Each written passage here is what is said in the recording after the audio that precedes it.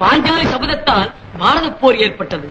பாரத போரின் விளைவினால் பாருக்கெல்லாம் பகவத்கீதை கிடைத்தது. கிருஷ்ணாவதாரத்தோடு 9 அவதாரங்கள் பூர்த்தியாகிவிட்டன. 10வது அவதாரம் எதுவோ? கல்கி அவதாரம். அந்த அவதாரம் எப்போது எடுக்கப் போகிறீர்கள்? கலி முற்றும் போது. கலி முற்றிவிட்டதென்று எப்படி தெரிந்து கொள்வது?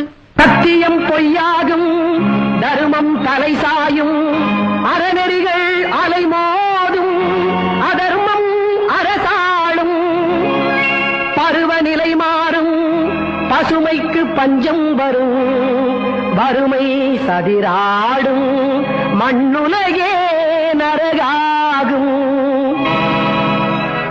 அது முத்திய கலியின் அடையாளம், அதன் முடிவே கல்கி அவதாரம். அது முத்திய கலியின் அடையாளம், அதன் முடிவே கல்கி அவதாரம். அதன் முடிவே கல்கி அவதாரம்.